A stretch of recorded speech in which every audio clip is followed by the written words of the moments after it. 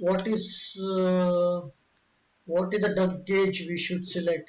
So the duct gauge are given this MACRA. This MACRA standard is there, from which you can select the duct gauge based on whatever static pressure you have within the duct. So in the ASHRAE also defines the duct gauge.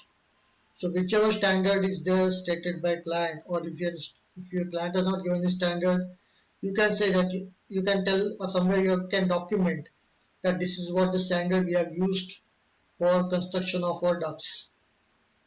So you are on safer side. Nobody can question you. See, always remember, you should always take a reference of standards.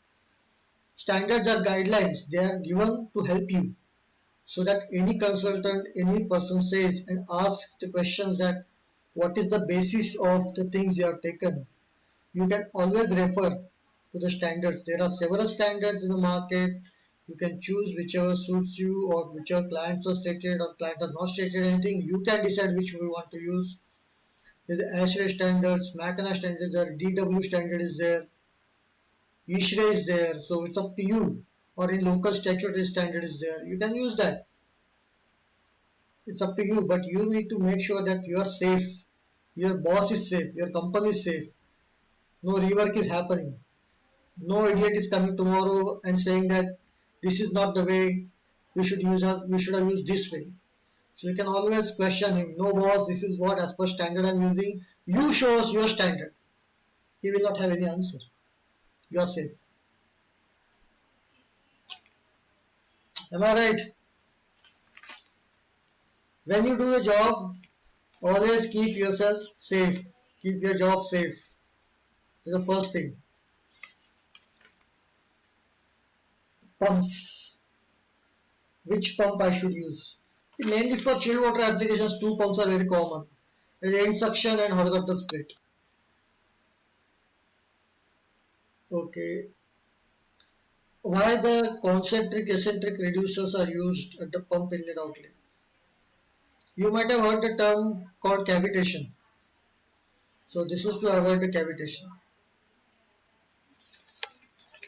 Any questions you can ask, you guys, because I'm taking questions one by one.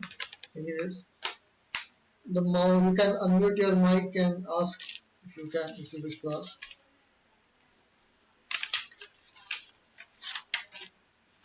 Is there any course available with you for clean room? So repeat the last question.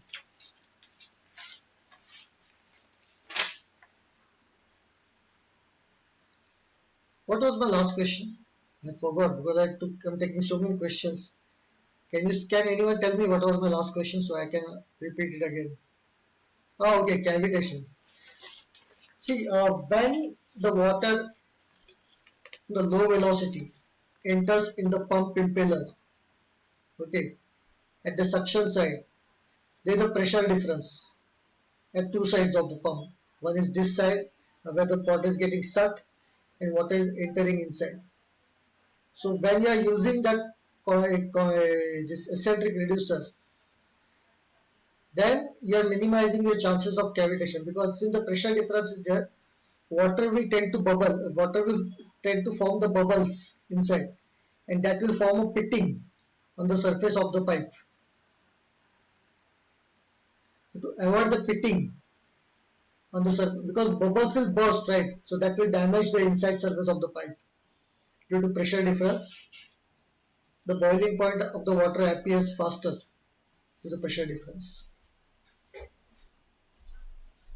So to have a smooth water flow without any pressure difference or turbulence, the eccentric reducer they are using.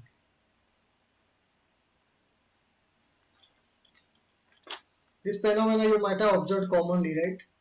For the pumps. You might be wondering that why this is used, the eccentric reducers. That is the reason. You can always ask the questions to me that why it is done like that, why it is, because I know that your seniors might be telling you that this is the way to do. You might be asking them, yeah, fine, but why this way? Why not other way? And they may not be having answers for that. So for to get the answer, I am here to give the answer that what is the reason behind it. Because if somebody is saying, because I am of that opinion that whenever even my staff also is working, I always tell my staff, just because I am telling you take the value, don't take it. Just because I am telling you to use this or do this method, don't use it. Always ask me why. Go if I am busy, go to the references, go to the tables, find out. Make sure that you are convinced. Then only apply it. Then only we will learn. That's the reason of we are engineers, right? To apply our knowledge. You have learned 4 years, very hard subjects we have been taught. We have to apply it in our life. Okay. Yeah, you might be thinking that it's very easy to say, but believe me, it's really easy. Just we need to form a habit of it, to challenge the things, to challenge ourselves, our beliefs. That is this the right way? Is the right value I'm taking?